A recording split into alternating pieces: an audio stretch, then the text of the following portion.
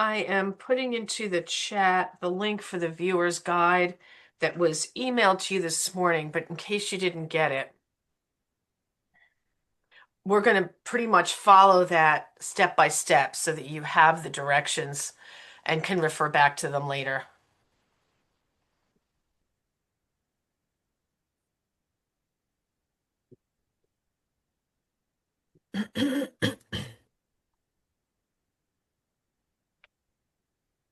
Okay, How's it's 10 everyone? o'clock. Chris, did you want to say something? No, I was gonna just say, how's everybody's Monday morning energy? Dragging you out of bed for some fun on Blackboard. It doesn't get better than that, right? For a Monday morning. Um, I'll drop that viewer's guide in the chat one more time. Shelby can do it as we go on. It's so wonderful to have you all here. I just wanted to welcome everyone. I'm Muriel Rand, and I'm working with Jennifer Pax, Chris Schomburg, Dana Mason, and Jennifer Fox. And we started this project last spring when we took a course on online teaching, how to get students to persist in online teaching through ACU. And it was a wonderful course and a lot of work. And we decided that it would be great to share some of what we learned. So this is being funded by the Professional Pathways Project. It's one of our Title V grants here at New Jersey City University that's focused specifically on helping students get graduate professional degrees. So we're going to start off and take turns, the four of us, and we are going to go for about 10 minutes or so, and then we will have a question and answer session.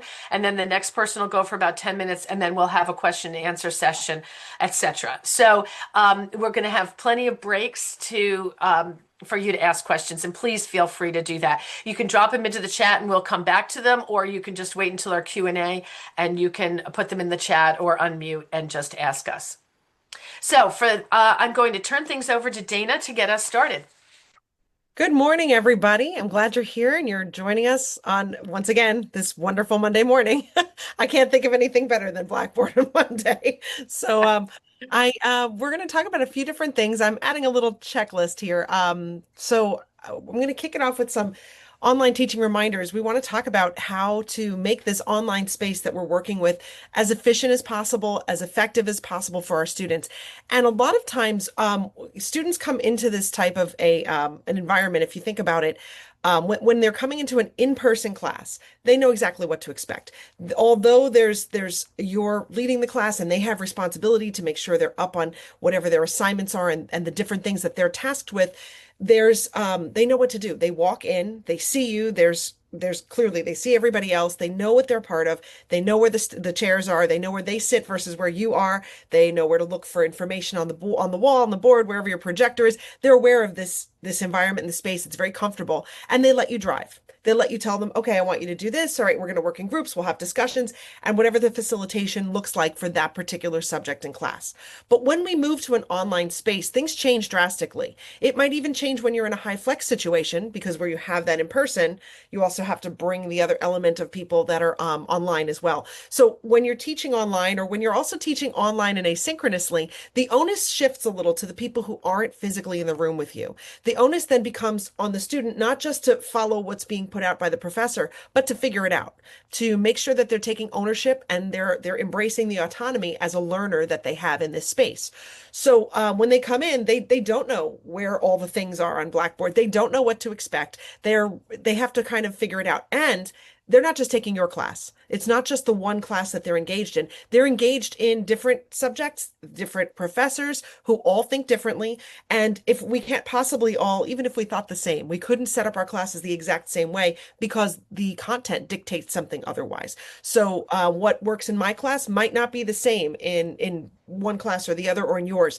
So students come in and they have to quickly adapt and figure out what's happening. So the best way to do some of these things and make this warm, fuzzy feeling for these students and help them with that autonomous responsibility that they're taking on for themselves is just a few things that I've itemized here and a couple of things at the bottom that I'll give a quick demo on. But establishing a strong presence is a huge part of making those students feel that connection to the class. So, being visible, even though you're not in that physical space with them, you're online. So, how can you make this look not just like a sterile white room environment? How can you make it connect to the subject matter? Imagery helps, videos helped. A great welcome message really kicks things off strong, and regular messaging throughout, hearing regular feedback, communicating clearly and quickly. That's important as well. So students in this area really don't know what to expect yet, especially if it's one of their first times ever experiencing this type of a setup. So what I notice is there's sometimes nervousness. There's sometimes students are interpreting it the best way they can, but they've missed the mark completely. So having those discussions and checkpoints along the way helps a lot. And my colleagues are going to go into more detail about how to do a lot of those. So I don't want to belabor that here, but I just want to do a hat tip to it because when you have students that are turning in work, whether it's the discussion board and keeping that a lively space where everyone feels they can safely communicate, that's important. I try to get back to messages with students within 24 hours, if not sooner. I know 24 to 48 is a really good range to make sure, because this person wouldn't be able, they could raise their hand in class and ask you if you were standing in front of them, and instantly they have that understanding. But if we're at a distance and they send you a message, it's usually to clarify what's going on in their world, and then they're sitting there nervous, waiting. Did I get it right? My time is short. I only have 5 days to complete this. When is the due date? Am I gonna have time to like get the information so that I can then restructure what I'm doing to fit in my coursework and my personal work? So there are things that they're going to be experiencing along the way that a little extra quick communication or just a quick message back really helps with. Another thing too is grading when they're turning in their first project. I try to get grades back to them within a week, but especially on that first project because that's where they're cutting their teeth a lot of times, right? They're sending something in and they're crossing their fingers and saying, "I really hope I got this. I hope I understand what the heck this person wants me to do and what this subject matter is." So that first one to me, I spend a lot of time giving a lot of feedback. In some ways, it's I try to do the sandwich where there's great things up front where I'm expressing what I love about their creativity, the topic they chose, and then I'm giving some constructive feedback in the middle, and then sending it off, sealing it at the bottom. The bread is the good stuff, and the meat in the middle might be a little harsh here and there. Not necessarily harsh, but just the critical things that they need to work on. And by putting it together like that, that helps a lot because it helps them hear it differently. When students are at a distance, when there's any sort of criticism, they hear it in that like nasty monster voice all the time, like you didn't do the thing. And I laugh about this with my students because I try to break the ice about it. When I'm giving any sort of critique back or giving you guidelines, I'm doing it with a smile because I'm so happy that you turned this in and that you attempted such a great thing. But they don't always understand that. We're always our own worst critics along the way, and our students are as well because they just want to do so well. So those are some things that I try to keep in mind. For grading and other things. There are ways to collaborate and set up groups and create that warm, fuzzy discussion among students. And again, my colleagues will talk more about that. But I'd like to just take a minute to talk about 3 areas that I can quickly show you on Blackboard that helps you connect with them in a more quick manner.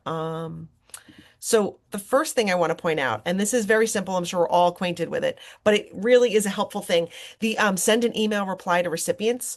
I like to click this whenever I'm responding to students, but students don't always understand that that's why they're getting an email alert because we're all sometimes learning how these alerts work through Blackboard. And so keeping an eye on that, I do a quick video and send that out and help my students. Like, if you need to get me right away, I keep Blackboard open, but I don't always see the message come through. There's not a little ping that happens like in my email. So click this thing, send me a message, and it'll ping. And then I can jump right over and get to you quickly. If I show them where that is, that helps them a lot in what they're working on.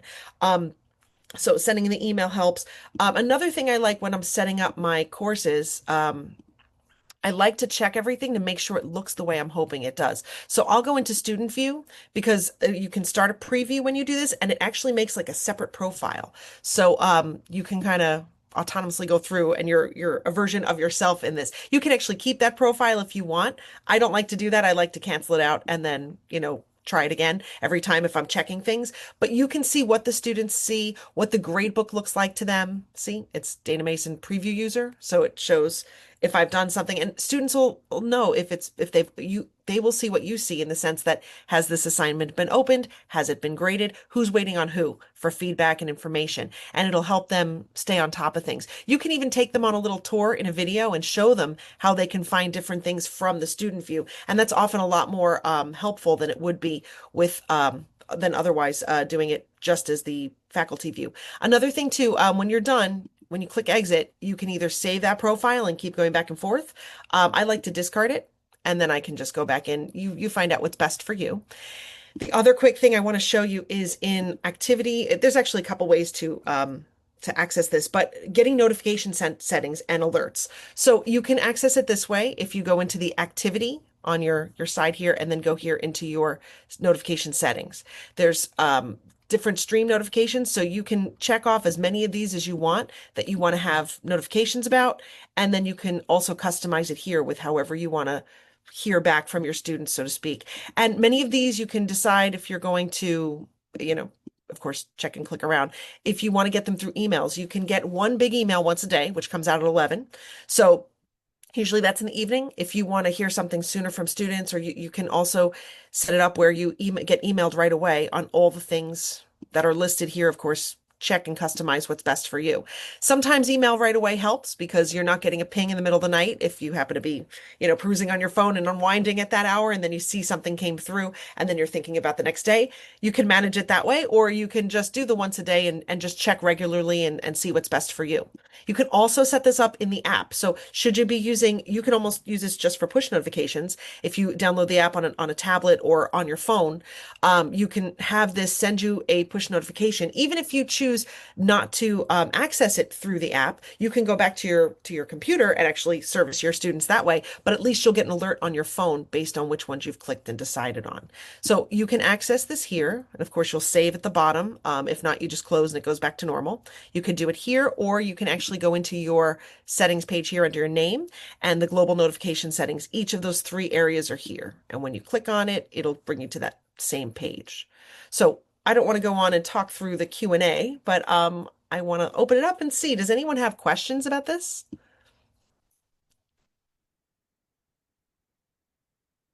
You can always write your questions in the chat too. They may come to you along the way. I know it's a lot of information when you're in that session and you're listening and thinking and processing. So feel free to write things in the chat and we can always write back, or we can address it at the next Q&A, even if it doesn't pertain to that section. You may need a little time to process. And we can always email back too. So if you have questions and it's just something to talk about later, feel free to utilize the chat as best for you as you feel. But ask away if you need.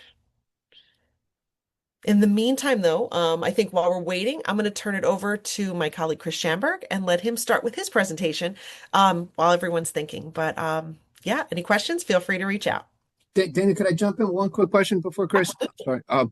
I did notice there was a time that if I was just say making changes in the future, I had my weeks set up and I had them to be available at a certain date. And just say it was like 5 weeks out, and I wanted to add something, change something, or tweak something. How I was doing it, they were getting hey, there was a change to this folder already. And in my head, they didn't have access to this folder. So I'm like, I really didn't want them seeing 3 changes to a folder that in my head they shouldn't have had. Should I put that as like maybe not accessible at all rather than with a date? Like what would block that so they're not thinking they're missing a change? Because my mind that they're not open, so they really shouldn't be getting that notification. How can I make sure I'm doing it so they don't get that notification? That's a great question. Actually, are you doing this in the release time where it hasn't been released yet, but it's created? That's exactly how I'm doing it. I have it set up by date and time, and it seems like they're getting notifications. If I put it that it was students can't access when I was making changes, would that block it? You know what? I would try that. I'm going to look into that myself. And actually, Jennifer Fox is with us today as well. She might have a magic tip that she could suggest with that. I do the same thing too with the release time when it's coming out. But I noticed that I'm not having that. So there may be where students aren't getting those updates. So there may be something different in my settings. I'm going to check that now. And then I'm going to see if I can get back to you too with some information, and maybe Jennifer can help as well. And I remember this happening last semester. If something was caught in an update, it hasn't. I didn't notice it like last week. So if there was an update and something changed, Maybe it's not happening anymore, but it has happened in the past. Okay, Walter, yeah, that's good to know. I've had that same issue too, and I've brought it up with Blackboard before, and I'm like, well, the content isn't available yet, so why are they getting this notification? So, there's no good answer, but I think maybe just to hide it until you're ready. But Mhm. I'll look into it as well because I don't think it shouldn't work like that. I know exactly what you're saying. So I'll reach out to Blackboard and see what they say. Awesome. Thank you. I didn't know if somebody had a workaround or something they were already using for that, but I appreciate it. Thank you. Walter, thank you for the question. I appreciate it because it is a concern. All right, I'm gonna transition to me. Thanks, Dan. That was really helpful. Actually, maybe my first let me share my screen. Um, I think my first topic might address that in a bit or related problems. Um, First, can everybody see my screen? Yeah, great, thanks. All right, so one thing that I found useful and also kind of correlates with best practices is in asynchronous courses, it's really good to organize weekly by a week. So you have your content by a week. Now you know your students and you know your subject, so whether you want to release on the week, like we're in week 4 right now, or give them a week or two in advance. What I like to do is at the beginning of the semester, only release 1 week at a time, then give them a little more wiggle room, and then give them a bigger buffer, like release 3 or 4 weeks towards the end of the semester or towards the holidays, like around Thanksgiving. I deal mostly with graduate students, so they're juggling work, and undergrads, I assume, are the same thing, juggling a lot. One thing though, to Walter, to your question, one thing I found out is that you could hide the folder, right? The folder's hidden from students, but unless you hide the uh, discussion boards and the assignments, they could access that through the top menu. So it actually offers a little confusion, especially for curious students. They're poking around my discussion boards when I didn't release the folder. So sometimes they're answering discussion board posts and they don't really have the information to do it. Uh, I got to admire their initiative and confidence, but still, it's good to hide all of the content within a folder as well as the folder itself. I'm going to switch now to PowerPoint because I have some things I don't want to show student names for. Um, all right, so on discussions, I think it's a balancing act between, and again, this depends on your teaching style and the subject, how much you should interact with the public discussions. I feel you should be present, but not overwhelming. I think that students often look. What I try to do now, and this is a skill I'm developing, is seed my answers to point them to more information for a major assessment, without having to, um, sort of hijack the conversation, reply to every student. So there is a sort of balance in your public discussion posts to students. You should be present. As Dana said, having a strong presence is important. But I feel one way that I've been very successful with, and I would love to share this, is that so in most of my courses, we have 10 discussion board posts, each due a different week, minus weeks that major assignments are due. Each one is graded, and I have a rubric. Now, the heart of the rubric is that um, they get, they have to have an original post and reply to two of their classmates. I grade all their activity for that post. So, I blocked out the names here. I hope you can see my screen here, right? You can still see my screen. Um, so let me go back here. So then what happens is that they have, feedback from me every week, and I try to get this a day or two after it's done. Actually, sometimes I'll go in if I see someone's working on it, I'll give it a post while it's still live. But what really helps me to do is I make a personal connection with each student. Plus, what I also try to do is, encourage them. Here's one reply. Kudos is a broad, insightful definition. You cover the elements and its effects and its possibilities. Well done. Thanks for the thoughtful replies to your classmates. That is a very typical thing. If I see someone is kind of thinking through and replying to their classmates, I always give them a pat on the back. And they score 0 to 5, zeros, they haven't done anything. I give a little wiggle room based on if they didn't reply to their classmates and it's the beginning of the semester, I'll give them a 4 and I'll say, hey, in the future reply. But if it's week 5 or 6 and they're still not replying, it comes down to a 3. But I have a rubric for that. And the beauty part I like about this is that um, during the year, I have just a nice wide range of assessments. So by week 6 or 7, you think in the midterm grades, you know who's engaged, you know who's participating. And I just think as a student, we took this class last semester, and I just loved having building up these like little scores and seeing them publicly and seeing them in a list in my grade book. Like I was being successful. It was week 3 or 4, and I knew I was on the right track. So I think it's really good to give that type of, regular feedback during the course of the semester.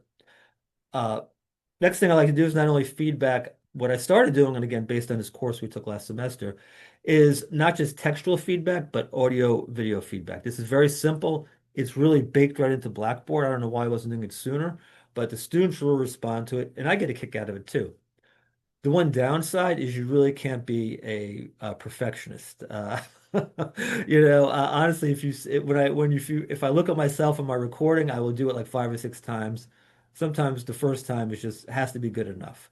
So a little audio video recording, it's baked into the content to create. I would demonstrate it here, but I think it would battle for the camera control on my computer. You could do announcements this way. You could do individual feedback. So 2 or 3 times a semester now, I'm trying to give personal feedback. Again, one of my goals is, I think the online versions have been kind of the gold standard is face to face. So it's not only how we can make it as good as a face to face course, but what can we offer? And I think this one-on-one feedback per student, especially for the shy or more introverted students, it really keeps them engaged and interested. Um, but for longer videos, you have the Panopto option. I'll show this on the live version. So if you're it's baked right in, we're paying for it. If you go to a course and you want to add a more extensive video with screen share, one thing you could do, I used to do it, but I found out it costs the school money if it's too long or too big. I used to just make a Zoom recording with screen sharing and put it up there. But if you add content and you go to Content Marketplace, you can go to your Panopto videos, and you have option to create and share videos that you make with screen sharing capabilities. The interface is very easy, so give it a try, and I know there's a lot of support for it here. The last thing I want to focus on, this really isn't in the script, but I think it's something that I really find useful. Let me get to my PowerPoint here. Is I like to have schedule offer myself, actually force myself, actually double dog dare students to set a one-on-one meeting with me. I actually make it required. I sort of gaslight the students too. I'll send an email out. I'll be like, the meeting is required. I've met with about 60-70% of you. Meanwhile, I've met with 2. So that kind of forces people, gives a little FOMO. People want to join in. You simply do it through there's three things here. Well, first, how many people are just a raise of hand? I can't see everybody, but are pretty strict with their Outlook calendar.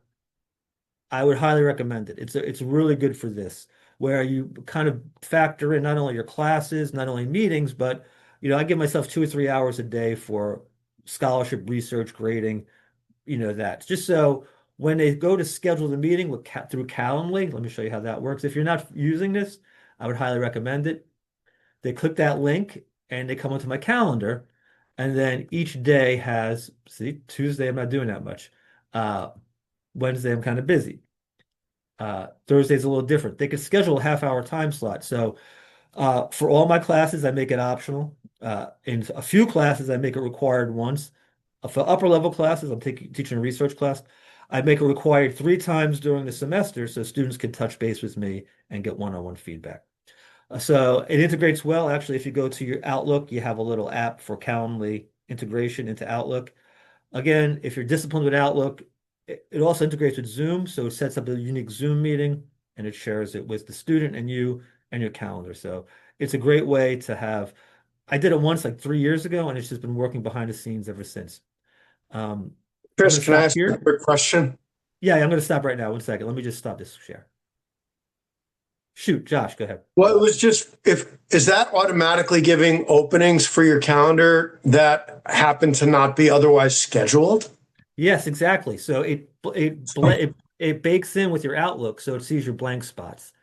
That's the only thing. You have to be a little disciplined But it has about. to be in the school. It has to be on your school public calendar for it to work. All No. the No, other no, no. appointments. Josh, I use it. I only use my Google Calendar and I use Calendly, and then I go in and I mark which times I'm free. So, for example, I'm doing a research project right now and where I'm doing interviews. So I have set aside certain times for interviews so that I can send my Calendly to people to sign up for a research interview. But those times are different than my office hours. So it actually sets up a type of meeting. So it's like office hour meetings, and I can tell it what times I want, or research meetings, and I can tell it what times I want. Yeah, I've done many times. I'm really interested in this automatic, like I happen to be free this day, so it's going to give them those options. That would be really neat. Yeah, I Thank know it you. does, and you don't have to make your calendar as public as it is. You give them your password, your permission to integrate with Outlook. So, however public it is, as I mean, I don't think it's too invasive. It just says when you're busy and when you're not internally for NJCU. So it's that same level of privacy. It just lets you know that you don't have anything scheduled in your calendar. You don't have to make it public though. So yeah, and Muriel, I tried to do that. I couldn't figure it out. So I need your insights on how to dedicate time like that. Other questions? We are monitoring the chat as best we can. Our plan is, I'm seeing some questions about AI that we're trying to answer behind the scenes, but our plan is to do another webinar just like this one, and our next topic will be exclusively AI and how to craft discussions and how to craft assignments to kind of get around AI. Chris, one of the things that I do for videos, and Jennifer Fox had advised me on that, is to put it all on OneDrive. So That's a good that idea. has, and put the link, in the discussion post, and that's been working out well for the last couple of weeks. So it doesn't use up space, personal space. Yeah, that's a great idea. I've just said I've only this feedback thing is so baked into the discussion board posts that that's all I've been doing. I have the larger videos actually I put them on YouTube and I keep the settings now unlisted is what I do. So I've got a lot of YouTube videos that I just put the link and embeds it in. But I think OneDrive is a really good solution too. And Panopto. Miriam? Panopto is a good way too. Yeah. Chris? Yeah. Yeah, hey, Chris. Thank you so much. I really struggle with one thing, the discussion post, right? The problem is like when you create an assignment, you can actually link it to the originality report with Safe Assign. But when you have the discussion post, you don't have that. So I mean, it's been stressful because every single student now is using AI to reply, even to reply to other student, to reply to the post. We can't check for that, and you feel like you're talking to AI all the time. I recognize it, but there's no way to check for it. So I don't know if anybody else is struggling with that, but I feel like we're losing the whole purpose of a discussion board. Like, I honestly, I can recognize AI. Like, it's literally not Yeah, the of case. course. Miriam, I can jump in here. I have two suggestions. One, my discussions are either very personal, like go interview your mother and tell me what she said. You know what I mean? They're either very personal, or I use video discussions. And we didn't plan it for this webinar because our next one is going to be on AI, but students can use Panopto as well. And when you set up a discussion, they can respond using Panopto. It's all built into Blackboard, and it doesn't use up your space because it's hosted on Blackboard. And it's really very engaging because you get to know the students better. And maybe maybe they create their response using AI, but they still have to process it enough to talk about it. So, as long as they're not like reading a script, I'm okay with it. Yeah, but the problem is not all field can be personal. And like for example, in our field, there's nothing personal. It's facts. You have Aren't to you discuss teaching facts. statistics? I'm sorry? Aren't you teaching statistics? No, no, no, Oh, biology. oh, biology. Okay. So I it's all think I can make scientific any, facts I and think I could make any subject personal. Chris, that might be a challenge for us. depend on which one. But it's challenging. And Panopto, I agree with that. But however, can you make it a requirement? Some students do not like to show themselves. Can we I force absolutely do students make it a to do it? requirement. And I've only had one student so far ask me to not show their face. And I say that's fine. You can just audio record then. But I've been doing this for ever since AI came out. I've been using Panopto videos in student discussions. I use both student discussions and student journals that they have to do on video. Muriel, We're going to hold that because we're going to do another webinar on that topic. I'm going to pass this over to Jennifer, who's going to do our next section. Okay. Hi everyone. So I have two parts for my section. One is talking about analytics, and then assignments. So let me get my screen shared.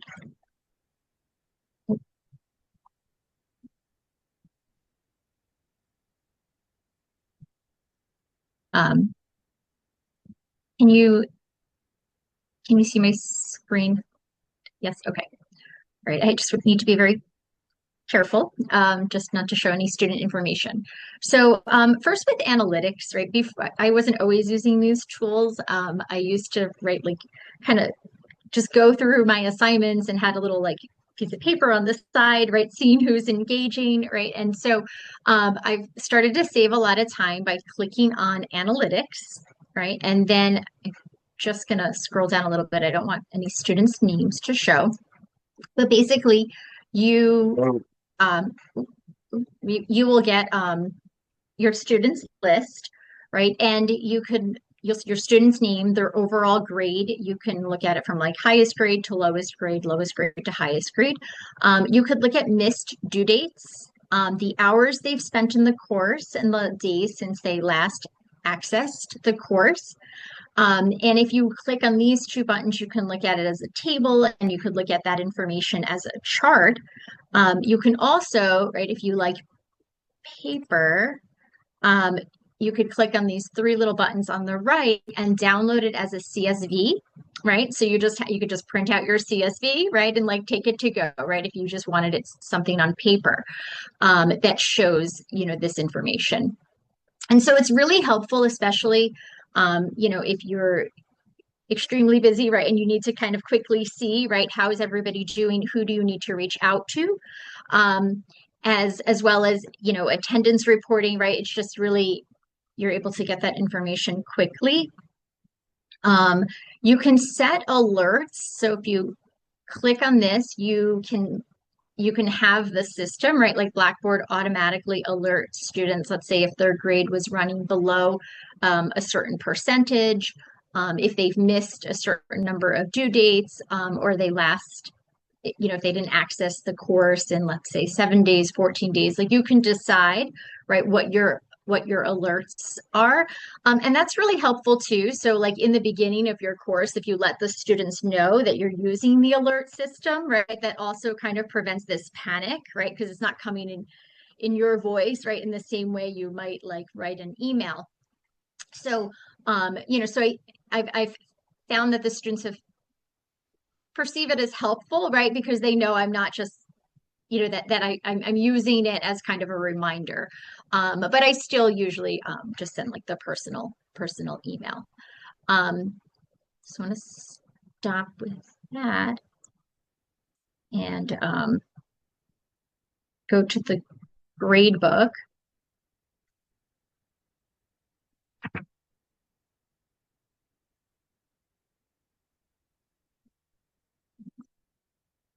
We'll get rid of that later. All right, that's not. So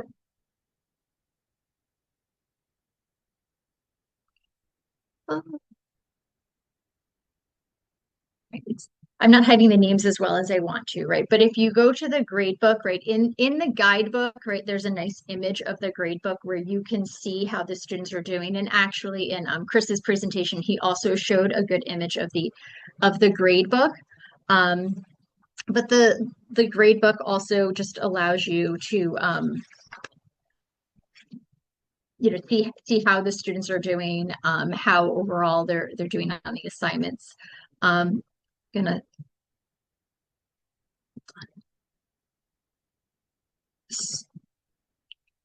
So I'm gonna switch over from analytics. One more thing too is there is an alert setting that you can use to let students know if their grade's dropping below a certain point. But now I really want to talk about assignments. And I want to just open, sorry, I intentionally didn't want to have so much clicking to do.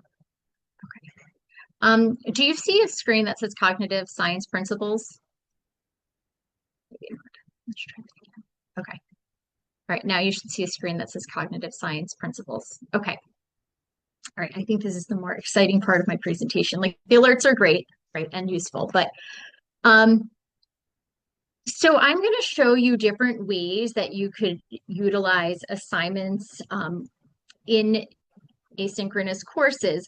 But I want to point out these cognitive science principles first, because I think when you're making the choice of discussion board, journal response, case studies, quizzes, different application assignments, and I'm going to show you in Blackboard in a moment, right? I think it's really important to kind of think back to like the bigger picture, like what are you assessing in the course, right? What are your student learning outcomes? And then when you're designing an assignment, right? Like what kind of cognitive science principle strategy are you using, right? And so these strategies that I'm going to connect to different assignments in a moment, right? The person that does the cognitive work does the learning, right? So like, are you getting your students to think through what you're asking, right? With the assignment design. The frequency of practice is more important than the length of practice. So I'll point that out in like quizzes in a moment. Productive struggle is essential to learning. The brain uses dual coding, visual and text to aid memory, right? So are you utilizing some images with your content? New knowledge is more easily encoded into long-term memory if linked to existing schema. And the brain has plasticity or the ability to grow. So I'm going to close that. I just wanted to kind of point those out before.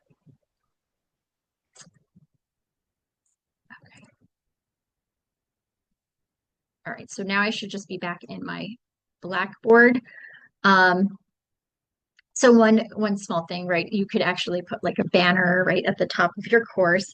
And there's lots of free images, right? So it just makes it like kind of engaging and gives you something visually to look at. But so let me go down to some assignments. Now I've put some assignments in this particular course, but they're not from this particular course, right? I was trying to create where I could share without having like having low risk to share information related to students. So let's first talk about the discussion board. And so I'm going to open a discussion board. So discussion boards used to be like the go-to assignment that I've created in Blackboard, and then I've tried to get more creative, right? So here's just like an image of me with students and local senior citizens of Jersey City. But basically in this just example of a discussion board that I created, the prompt, right? And this is an oversimplified version, but I would like us to learn about each other by sharing connections between the content of this course, right? And in this particular course, it's sociology of the aging, and our personal and professional experiences, right? So it's so from the student's perspective, right? I want them initially to like think about their families, neighbors, work experiences, whatever it might be related to the aging population. Now, part of this is also they're introducing themselves, right? But engagement-wise, right, within this asynchronous course, where it's giving this opportunity to put a little bit about themselves into this post.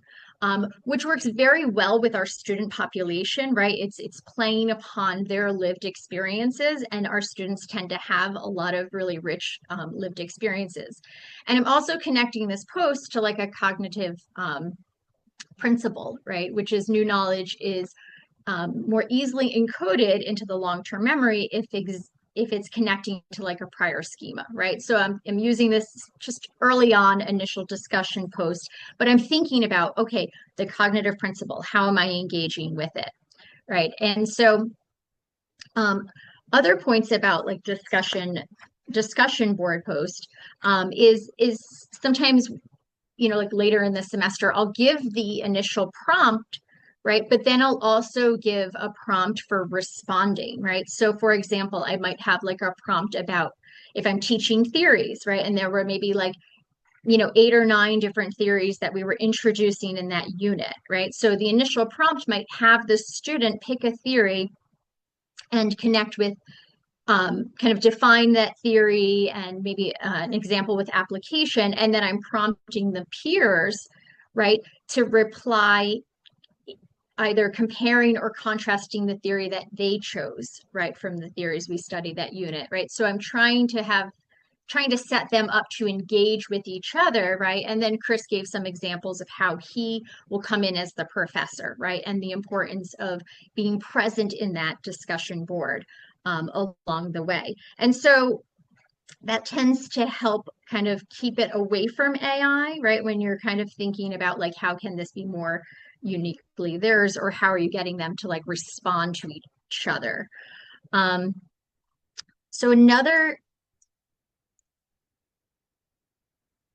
sorry, let me move this. Okay, so journal assignments, right, are another way to kind of mix it up in Blackboard. And I'm not sure if you know how to like do assignments, but I'll come back to that in just a moment. And so the journal assignment kind of allows you to set it up, and then in this case, like this is kind of, this journal could be broken down in many ways, right? But it has several questions, so it's really kind of more bigger than like a mini assignment. But the point of the journal assignment is allows you as the instructor to reply back to like their thoughts and feelings on a particular topic, right? So if sometimes the material could end up being a little bit more sensitive, right, I'll use this journal format, right? And I'm connecting it to the cognitive principle of thinking about plasticity and growth, right, and reflection in that type of assignment. And then also in thinking about kind of just mixing up the assignments, right? Case studies, right? So depending on the material, right? Like I'll mix in maybe a case study, you know, 1 week where, you know, there's a whole bunch of details, and I can use the case study in the context of a discussion board, right? And provide kind of different prompts for the students to have varied responses to the case study. Or I could do the case study in the form of an assignment, where it's something that they're all individually doing, right? So I'm always thinking too, when I'm deciding between discussion journal, journals, discussions, case studies in this asynchronous format. Oh my gosh, I just lost my train of thought. Oh, what is more of a unique response, right? And what and so I might use discussion, so I'm not getting like the same post, right, student after student, right, versus which is more kind of the same kind of response. Another way to like mix things up is to use quizzes, right? So you know, you can build in short quizzes and longer quizzes, which are low stakes, and Muriel will talk about that in very shortly, right? But it's really easy to just build your questions right in, right? So in this case, this is really very content based, right? Like it's a different course. Like I said, this isn't, I was just using my policy course to hold all of this, but I'm teaching a course on strengthening and protecting children and families. And so, you know, they really need to understand the differences, right, of terms between like child abuse, child neglect. And so that's a quiz. And then there, you know, you could just build in assignments. And there's just various ways that you can build your assignments into Blackboard, and also just be very creative. So in terms of like application assignments of material, right? In this particular case, I have a few different options, like choice assignments. So like a senior interview, senior service. They can make like a PowerPoint, but I think the overall point is to just get a little creative where you can and think about what you're measuring and what you're trying to get the students to do. And from a technical aspect, right? If you're building assignments, right, you're clicking on these little like plus signs and then you can create, and you'll get a screen, right? And so I wasn't really talking about building the learning modules and where you might organize your content, but I was talking more about just like how you might assess. And I think it's also important to really think about just mini assignments. I find that my asynchronous classes have been so much more effective when I'm spreading out. I mean, having a little assignment, right, or discussion board or something every week, and then the students get to the end of the semester and they're like pretty much done, right? Versus having a heavy, big assignment that's kind of elevating anxiety, and then it tends to be just not timely. And it's keeping students engaged from being able to just show up for like a midterm and a final in an asynchronous course, right? But to be checking in weekly. Muriel, did I kind of cover everything? Yeah, that sounds great. Lourdes, I see Okay. you have your hand up. Yes, I do. Thank you, Muriel. I have a question about the journals. And this might be very rudimentary. I'm new to this. Um, I'm not understanding what the difference is between a. Well, let me ask this question. Are the journals private? So Yeah. like when a student posts and it's so like the true definition of a journal, so they're posting in there and no one sees it but me? That's right.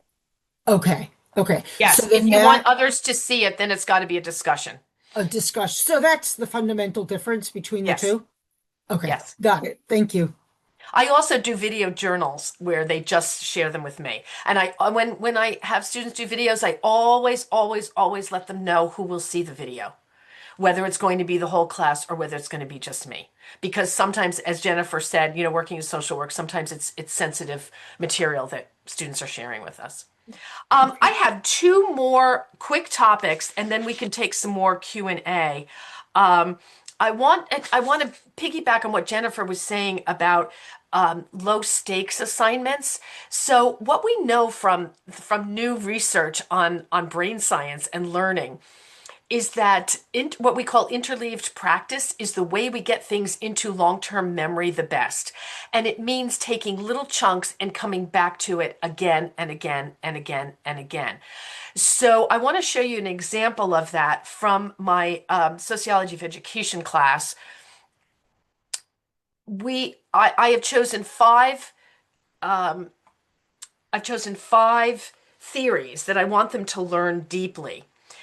So what I've done is I have these low stakes, non-graded assignments throughout the course before they actually take an assessment on the theories.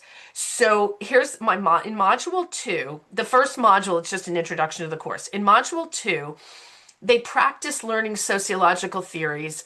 And here I've used knowledge checks. I'll show you how to do those in a minute, where it's just quick questions. They can answer them again and again and again until they get them all right. And then in module 2, I think I moved these around as I was playing with this. All right. In module 3, I have them practice learning sociology theories with drawings. This is a great assignment for getting away from AI, because they literally had to take the 5 theories and draw a picture of them, to whatever it means to them, however they're going to connect it to their schemas, photograph it, and then upload it as a picture. Again, it didn't count. It was required, but it didn't count. In the 4th one, I had them actually practice. I had them use AI to teach them the 5 theories, and they had to submit to me what the prompts were they used in AI and how it worked, whether it was helpful to them or not. again, was not graded. And then finally, it was in module 6 at the end of the course that they did a video journal on the learning theories. And what they had to do was basically just sit there with no notes and explain the 5 theories to me and apply them to education. And I got to tell you, they were so good. It was by far the best my students have done on this when I started doing this interleaved practice.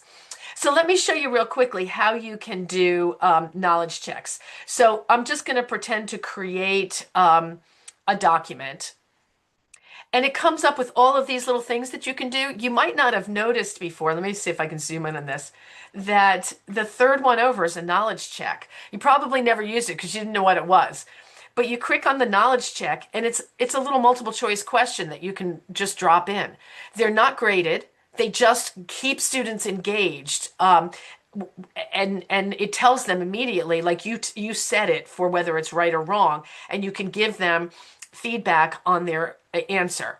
So why it might be wrong, to try this or to think about that or to go to this page in your textbook or whatever it is. So I love those little knowledge checks.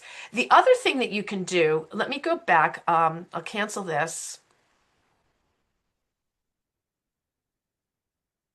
Sorry.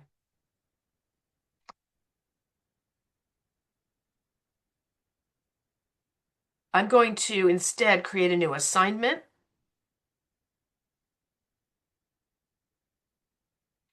And when you're creating an assignment, what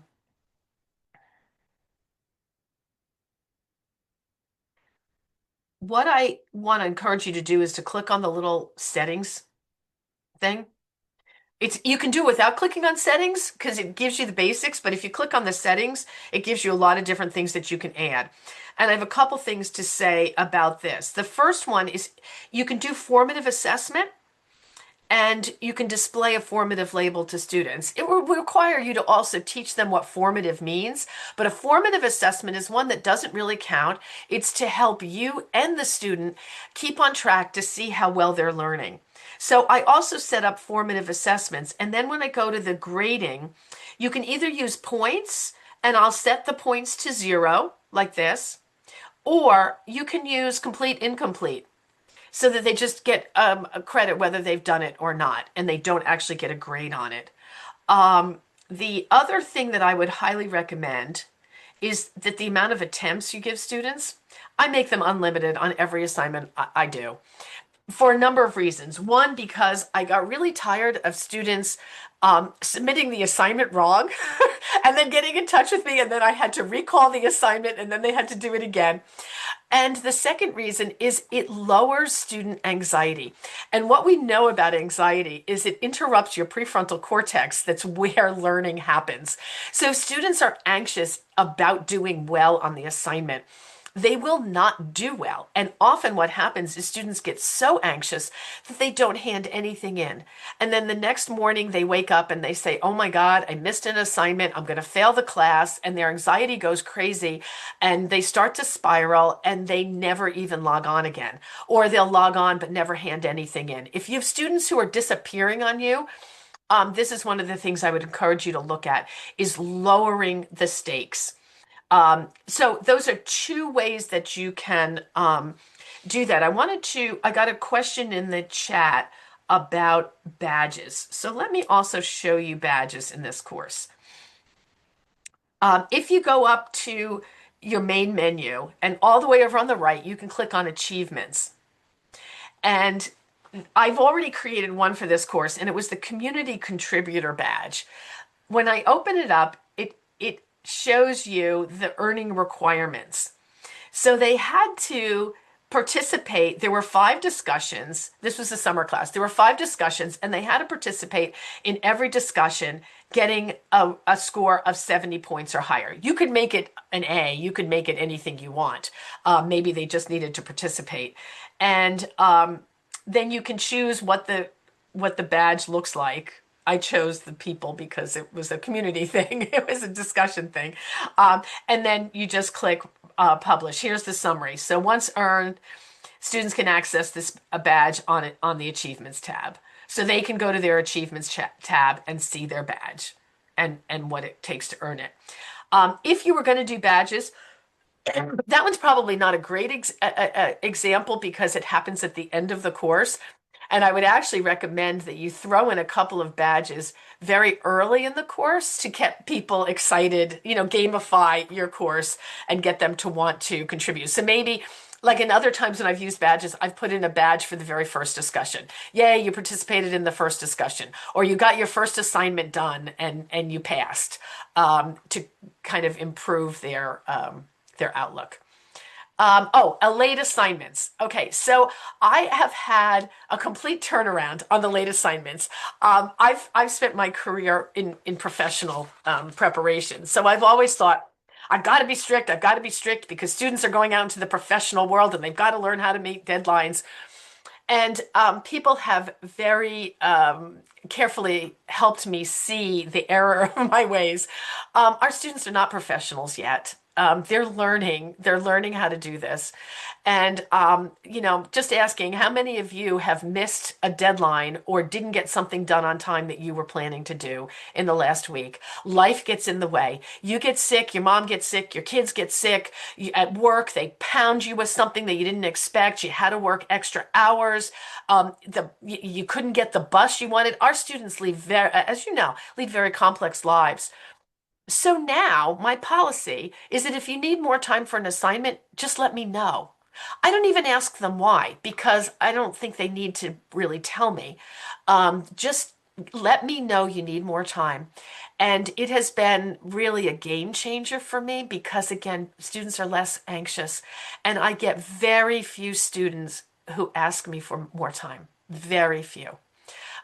So I think that it's a different world than it was 10, 15 years ago also. And I think our students need a lot more social emotional support.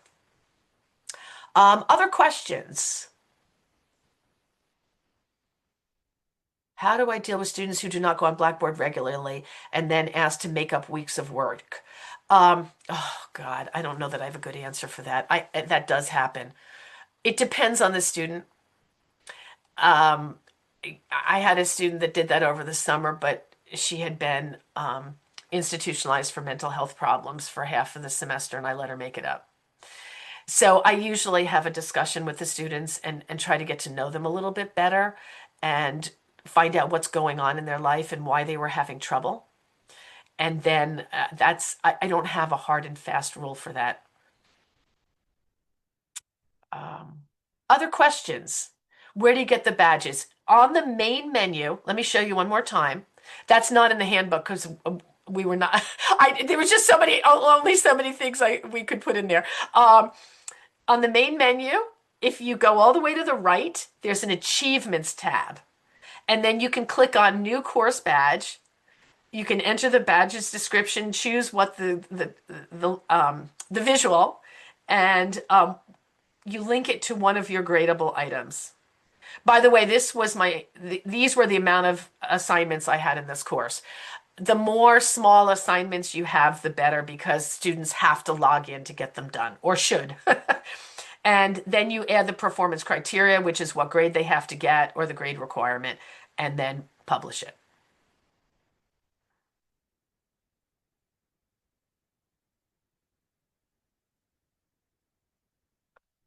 So again, keep your students busy. As teachers, that's one of the things we tell new teachers all the time. If you give your students a lot of time to fool around, they will fool around in ways you don't want them to. So keep them busy. Give them something that they have to do regularly. I usually do at least one thing a week. Any other questions?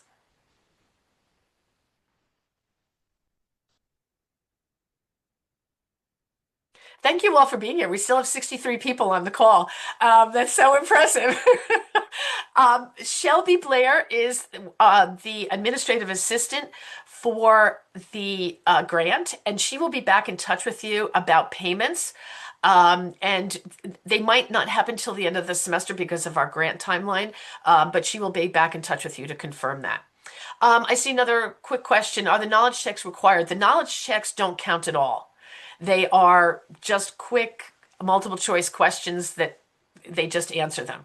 So no, they're not required. Thanks everyone for joining us. We'll hang on for a little bit. I have nowhere to go right now, so I can hang out for a little bit. We are recording this and it will be posted on YouTube, and we will also send you the link.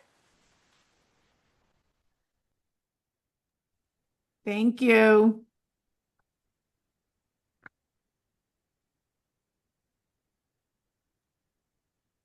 I had the chance for a quick question on the Panopto. People said you use the students using Panopto for a video back. I've used Panopto to them. Is it the same system or is it Yes, different for them to it's do? the same system. Let me do a quick screen share and I'll show you how it works. Um, Let me go to student preview because this class is set up with them.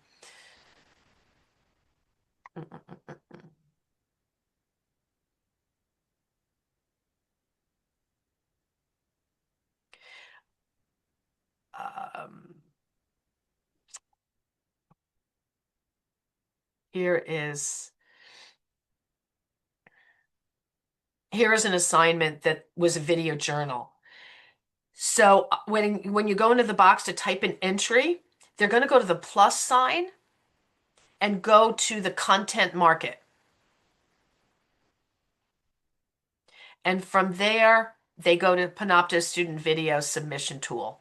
And then it comes up and it looks just like ours.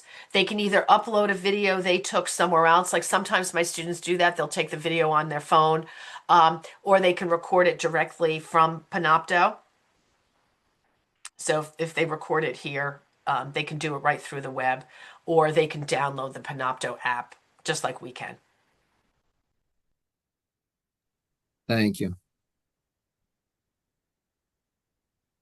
Let me stop sharing. Bill, you have your hand up? Yeah, I had a question. I wanted to have a little discussion about the knowledge checks because this was actually new to me. I reviewed a textbook chapter this summer, and they had built knowledge checks into the I forget if the publisher used Blackboard or Canvas, but they had built it into the assignment. So I really love this concept, and my question is, I can see the advantage of making it not count, and then can you adjust and assuming then you can adjust it so that they can't advance until they get the correct answer? Oh, that's what I didn't show is about the not advancing. Let me share that. What I do instead, and Jennifer Fox might be a better person to answer about the not moving on, but let me show you what I do. So my course is set up so that I have modules. This only works if you create a module. So let me show you. When you go to create, you can do a learning module, a folder, a document link, whatever. You have to click the learning module. And then when you start a learning module, scroll down and there's this forced sequence. Oh, So that's what I do. And I'll show you what that looks like from my perspective and the students. Here's my perspective. So those are the 5 things that they have to do for that module. Again, this was a summer course, so it looks like a lot, but remember, it's like 3 weeks in one. So these are all the things they had to do for that module. They have to do this, why do we have public education first, before they get access to the video journal assignment. And what that looks like from the student preview, I'll show you. So they click on this module and it shows what's locked and what's not and what's open. So when they click on this, because I have it set for force sequence, they get a next button in the upper right-hand corner. And when they click on the next button, it goes to the assessment. And the next button, C, is locked because they haven't finished the assessment yet. So if I do the assessment, blah, blah, blah, blah, blah, blah, blah, and I submit it, now I get the next button in the upper right-hand corner, and I can click on next. So you could set it up so that they had to do that knowledge check before they could go to the next one. But the point is not really to force them. The point is to give them an opportunity to learn. You know, and they're no stakes. So students do them. You know, they tend to do them. All right, but Quick question here. Yeah. can I ask a Hold on follow-up? a second. Bill, did you want to follow up? Yeah. So my other question is, what prevents them from just randomly answering? Like if I say, watch this Nothing. video or read this chapter, and then what's to prevent them from just choosing randomly until they get the right answer and then they can advance? Nothing. Because the purpose of it is engagement. Right. The purpose of it is not to teach them the content as much to keep them engaged. Because when students are engaged, they will learn. It's when they don't pay attention that they don't learn. So this is Right. sort of a focus strategy. And they have to at least read the question to click on it again. You know what I mean? Right. They're at least Right. paying attention to it. So it's you know, again, the purpose is not um, this big assignment or to teach them something. It's really just, oh, I have something to do, so I'm going to do it instead of logging off or being on my phone. Would there be any harm in say, this will be my last follow-up. Would there be any harm, say, in saying complete this and you get 2 points? And then each week, if you've I completed, you don't get think 2 Blackboard points. is set up to do that. I Okay, think the knowledge checks by definition are ungraded. got it. Okay, great. Very You could helpful. do that. Thank you. You could do that with a little quiz, though. Oh, okay. Then set it up as a test. And any sorry, I said it was my last question, but I have one more. Any drawbacks to that? Any cons to making it a little quiz instead of a knowledge check, or sometimes doing a quiz instead of a knowledge check? Anxiety.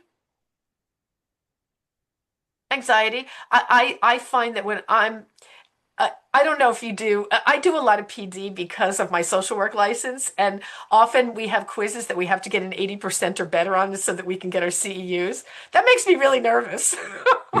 Even though I'm smart and I read really well, I think it's a level of anxiety that maybe isn't And then needed. percentage wise, right, you have to have a decent amount of questions on your quiz. So like one wrong answer doesn't Yeah, you can only get if you have two people. questions, you get one wrong and you have a 50%, they failed. So it makes them feel bad. I want to make them feel good. I want to make them, using a growth mindset. You're getting there. You might not be there yet, but you're getting there. Carlo, you have your hand up. Yes, good morning.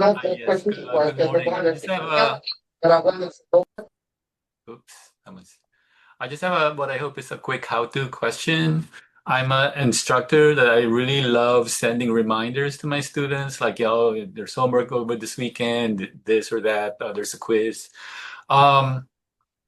What I'd like to be able to do is include a link to the assignment, the discussion board, the quiz that in my messages. But when I've tried just posting the URL, apparently my students get an error. So I'm just kind of wondering because I guess the URL for my profile has like admin permissions or instructor permissions. I'm just kind of wondering, is that possible? Like when you're sending out either an announcement or a message to the students to have the link so that they just click on it and they go immediately to the specific assignment that I'm talking about. That's a Jennifer Fox question. Maybe you might want to try to grab the URL from the student view to see if that's any different, but that's my only suggestion. Did you try it from the student view? I don't remember that if I tried it, but I think I may have. But I guess I'll try it again. Yeah, try it from the student view and see if the URL changes at all, and see if. So are you sending out a course message or an announcement, or how are Well, you I've doing? done both. Done like just from messages, I send it to all students, and I say just a reminder, there's this homework that's due in 2 days. And I've tried in the past to include the link, but the link apparently just never works. So I'm going to it's play around interesting. with it and see. I don't know the answer off the top of my head, And I but don't think you can do it. But you know what, Carla? I remember being able to do that in the old Blackboard version because you could embed a link from the course. Like Right. it would say course link. You'd open it up, it showed all your course things, and you could embed a link. Then, as far as I can tell, Ultra doesn't have that. But Yeah, let's so see. I'm also making comparisons because I also teach at Hudson County Community College and they use And they Canvas. use Canvas, And in yeah. Canvas they can do it. So I was trying to do the same thing uh, here at the NJCU, but I just couldn't figure out how to make it work. So Yeah, I We're think going to there's keep something looking that, into that. yeah, I think there's something you can create called a course link, but and you can link to other portions of your course in other parts of your inside your course, but I don't know how that's going to work with like an announcement or course message, but Yeah, I'll I play can't around figure with out how to it. do it in a message. Yeah, I'll get back to you on that and see what Yeah. we can thank you very figure much. out. You Thank you. you That's a make good it question. you make another good point. I've had a lot of students. I teach a course that transfer students come into their first semester here, and our Hudson County students are very confused by Blackboard because they're all used to Canvas. So it's another reason to be very clear on where to find things in the course and maybe to do video demonstrations with them. Very simple things that I wouldn't think about, like the fact that you have to be on the content tab in order to find the modules. They were clicking on the discussions tab or the gradebook tab to get to their assignments instead of the content tab. So now I assume they know nothing. Other questions? I have a quick question. Can you hear me? Yes. Hi, Susan. Hi, hi.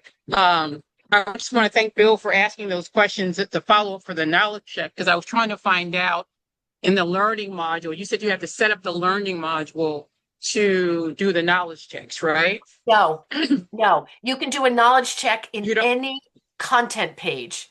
What I was showing is that right. to force them to do it before they move on to the next content page, you'd need to use a module. Got it.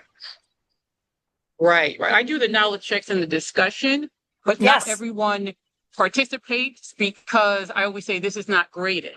So I like to be able to just to put something quick and dirty right in, the module where we're talking about it. So thank you for that. That's one of the reasons why I came to this meeting. I really wanted to know how our colleagues were doing that. But thanks, all. Great, great. Other questions?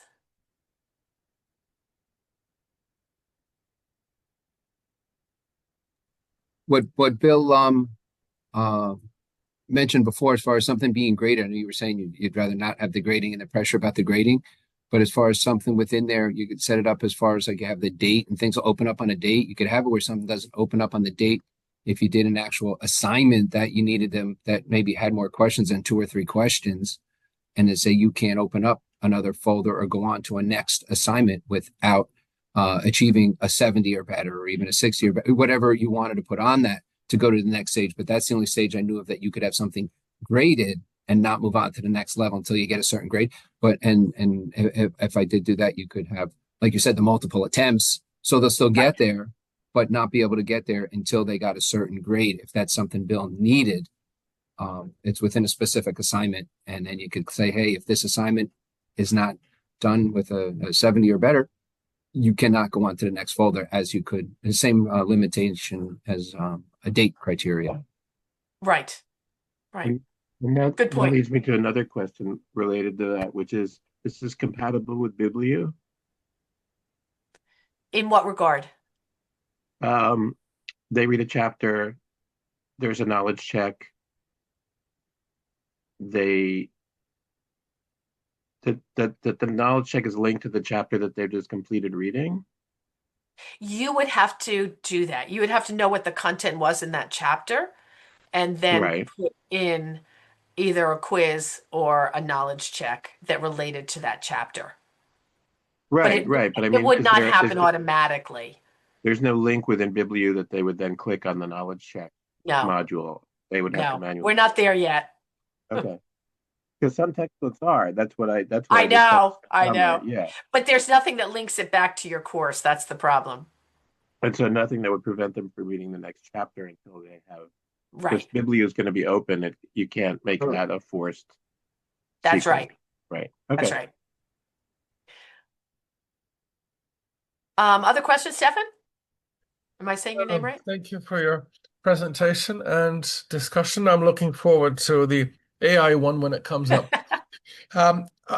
One question at least, a technicality in Brightspace, goodness, Blackboard Ultra. How do we set assignments due date? This is not discussions, but any other kind of an assignment. If we want to have a due date on whatever, past Sunday the 21st, but we will still leave it open for an additional week or additional day. Is there a way to set that up? I've been basically setting the due date, but leaving it unlocked. And then sometime on Monday, I go and I close, or on Wednesday, if I give it a 3-day extension. Is there a better way? I'm Yes, looking at the there assignment. is. You can just allow late submission. And But he's saying, can you cut off those late submissions after a specific time? I don't think so. Yeah. Oh, yes, you can. Prohibit new. All right, I'm going to show you. Hold on. Thank I'm you. going to screen share right now and show you. Okay, so I'm in the assignment setting, and there's a checkbox. Here's my due date. No due date, prohibit late submissions, and then prohibit new attempts after a due date. So you can But they I want can't. it the other way. I want a due date on a certain date, but I still want to leave a few days after that. Sort of the opposite Mhm. one. Yeah, I see what you're saying. Um, I would I say maybe like leave the discussion.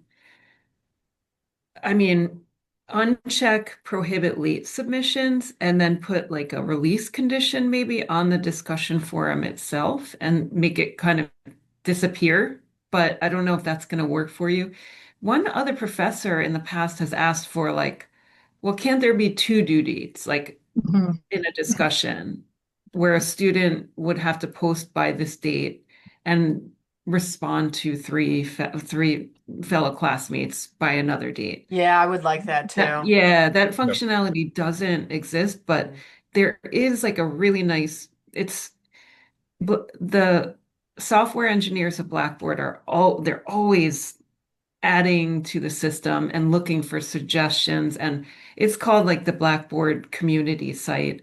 And whenever someone asks for something that's not native to the system, I post it to that site, and then other people, other instructors, other users of Blackboard across the world can vote on it.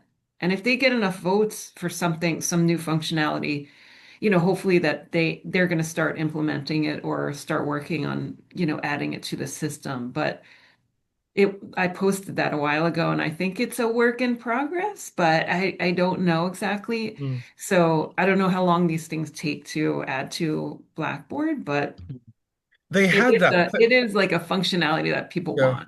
want. They had that in the old, well, now it's old Blackboard, for discussions, for instance, and in assignments. Do by then, keep open until then. Yes. Yes, And they did. that's what I'm looking for. That's all. Yeah, maybe you might want to try the release, there's like a release, you can set release conditions on things, and you can say you don't even have to put like an available from, you could say available until. So if the due date was on September 9th, and you can put a release date on September 13th, and then the discussion will not show up to the students any longer. Yeah. But Well, what about assignments? Do we have something yeah, similar to that that? release condition is available for assignments. It's really available for anything inside Blackboard. You can make things visible to your students, hidden from your students, or you can set release conditions based on a date, based on a grade from a previous activity, based on a group of students. I want to release this content to 3 of my students. Like there's a lot of different settings that you can use. Ah, I see. Yeah, that could be a solution. I did not think Yeah. of that Yeah, try it. The because only I thing found about it. the release until date, when it's hidden from the students, when that activity is actually, hidden from the students, the grade book column, like the entry in the grade book is also going to be hidden from the students. So if you're giving them feedback or anything, and if it's for an assignment that, that you're giving rich feedback to your students and you want them to, of course, read that, you'd probably have to just make that visible again. And then say, and then maybe change a setting or two in your assignment or discussion that says don't allow any late submissions. Because if it is under release that it will close fully on whichever date, they can't even see the comments on my grades, and I've had that. Yeah, right. I had that, and I was like,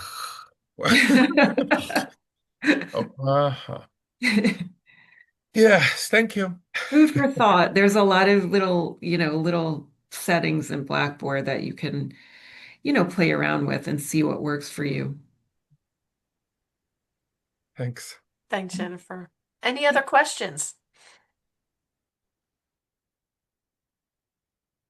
Basanti? Can you unmute, hon? I did not unmute because thinking other people are talking. Yeah, thank you, Muriel. Good to see you. You too. We have not seen each other for a long time, and I see Jennifer, both Jennifers, and I didn't know the other Jennifer. Jennifer Fox, I know for a long time. Thank you, Jennifer. Thank you very much. You're welcome. Muriel, good to see you. Good. Thank you very much for doing this. You're welcome. You're welcome. Well, if there are no more questions, then we are going to sign off for now. Thank you all for joining us, and we will be in touch with you all again soon. Okay, thank you.